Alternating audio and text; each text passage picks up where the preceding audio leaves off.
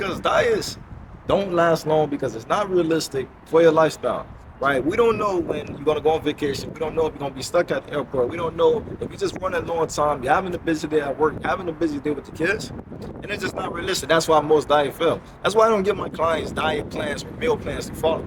I provide my clients the knowledge to be able to make decisions with me and without me when they're going on trips, when they're going on vacation, when y'all just living life, right? The fitness industry, right? 80 to 90% of diets fail, right? Because diet plans just doesn't work. Diet plans isn't realistic for your lifestyle. Like, we don't know what's going to come up. We don't know if somebody may have an emergency. They got to spend time at the hospital, or they going on vacation. They stuck at the airport for a long period of time. You're not going to have that diet plan with you.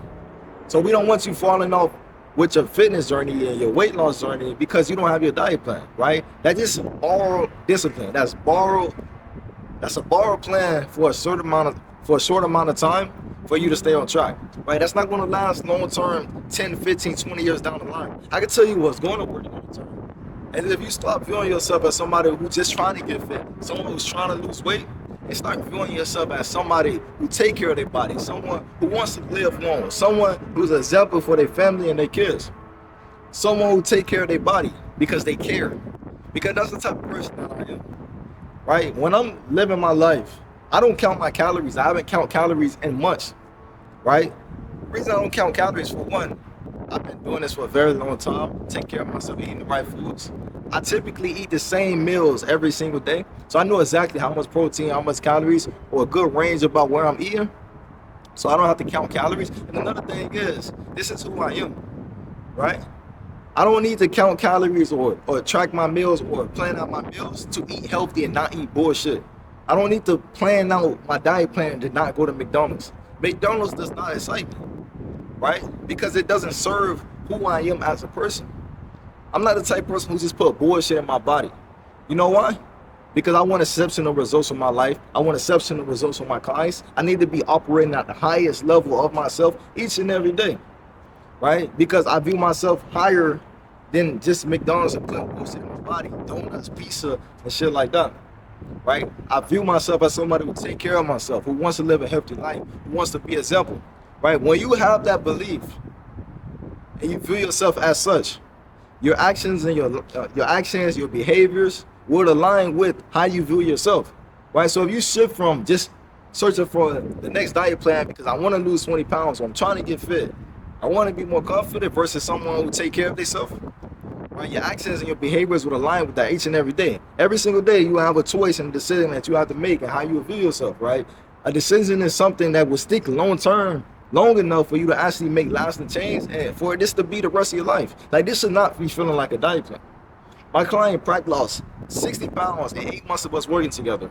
He does not have a meal plan, right? And he still have cheat days some days, right? And the reason that I don't even have to tell him, oh, like, make sure you eat it in moderate, make sure it's balanced, make sure to eat it 1 to 2 times a day. I don't have to tell my client that. He lost 50 pounds in 8 months. For somebody to lose 50 pounds, it don't matter how much time, but for somebody to lose 50 pounds, they have to put the correct inputs in each and every day, right? They have to become a new person each and every day. They have to build a new lifestyle with new habits, different beliefs, a different mindset to lose 50 pounds. Losing 50 pounds is not something that just happened and snap your finger.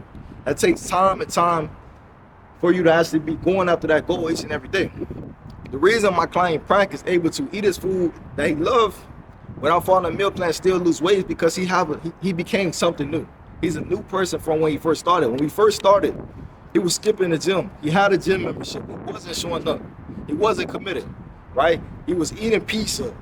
When his friends wanted to go out, he would eat bullshit and put bullshit in his body, right? Because he haven't decided yet who he was and who he wanted to be in the future, right? Now my client Prank is playing basketball.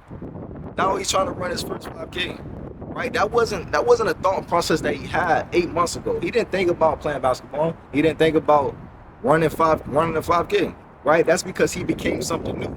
Now he's somebody who seeks new challenges, who seeks getting better, who seeks personal development, who seeks growth. That's the person that my client Prank is now. That's why he keeps setting new goals and new milestones that he wants to go after. right? Because the goal for him never was to just get fit. The goal wasn't for him to just lose 50 pounds. The goal for him was to change his life, to be somebody who can be active, because he like hiking and such adventurous things. He want to be somebody who can be active and go on hikes without having to be out of breath or having pain in his joints or his knees, or he can't bend down without hurting something, right? That's so much stronger than just a diet plan. Diet plans does not fucking work, right? You want to create lasting change for your fitness journey, right? And then another thing, you need to stop viewing this as a fitness journey. You need to stop viewing this as a weight loss journey. You need to stop viewing it as that. You need to start viewing it as, this is my lifestyle. This is the lifestyle I'm going to create for myself, right? And what's the reason why you want to create that lifestyle? You know why you want to create this lifestyle. Maybe you want to be an example for your kids. Maybe you want to live longer. Why do you want to do such thing? Right? You know why you want to do such thing, right? So this is not just a fitness journey. This is a lasting change, a lifestyle for the rest of your life, right? Reason diet plans don't work because it's not an identity shift. It's not an identity shift. And diet plans and plans in general, like the definition of a plan, it has an expiration date. It has an end date, right? So you're only going to be on plan for such period of time until you got to go on a vacation or something like that.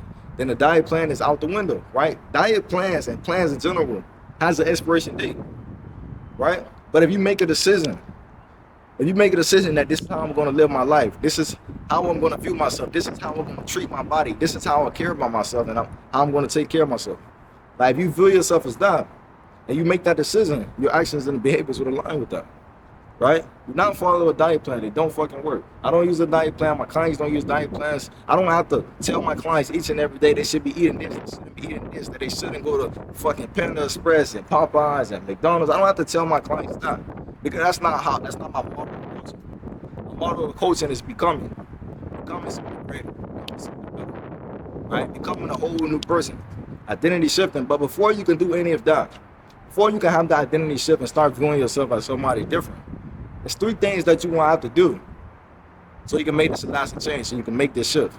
Number 1, you got to be radically honest with yourself of your behaviors, right? You got to be able to admit where you've been making mistakes at, admit where you've been wrong at, admit where you haven't been the best at, right? You don't have to be ashamed of that, because we all are human. We all are human. You don't have to be ashamed of it. But you have to be honest, because before you can change something, you have to know exactly what's been holding you back, right? You got to be able to say these words out of your mouth, what's been holding you back, right? So have you been skipping the gym?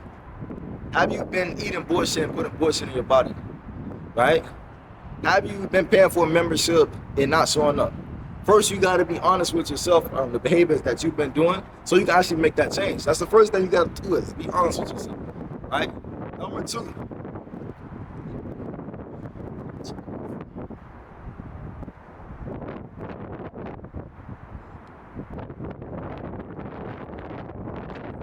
the second thing that you're going to have to change is you got to kill the I will start this when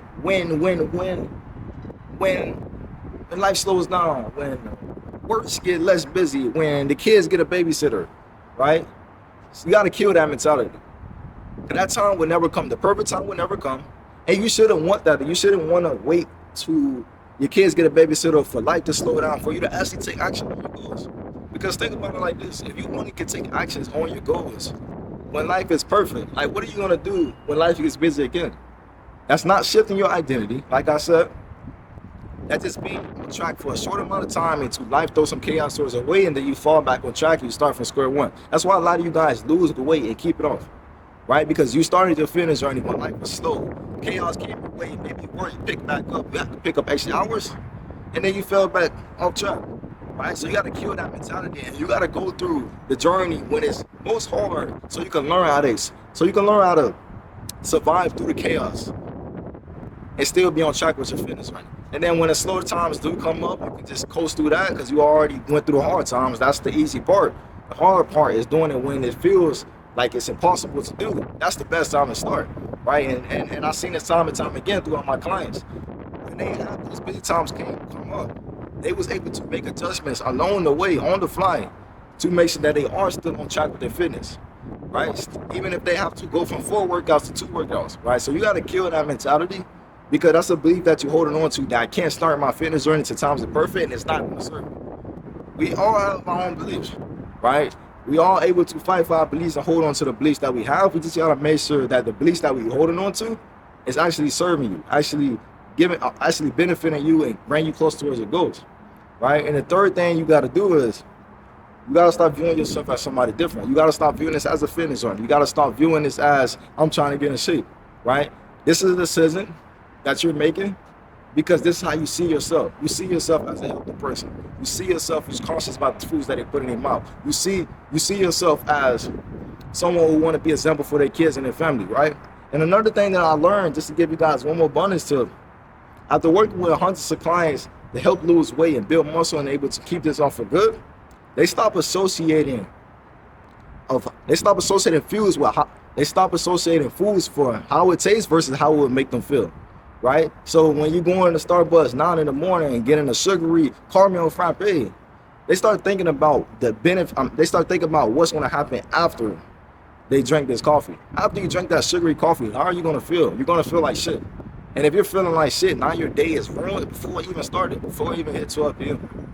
Right? So that's what I learned throughout my sessions with clients. They start thinking about how it's going to make them feel versus how it tastes. Yes, it might taste good when you are eating it at the moment. Yes, it's going to taste good. But 30 minutes to an hour or 2 hours go by, how are you going to feel then?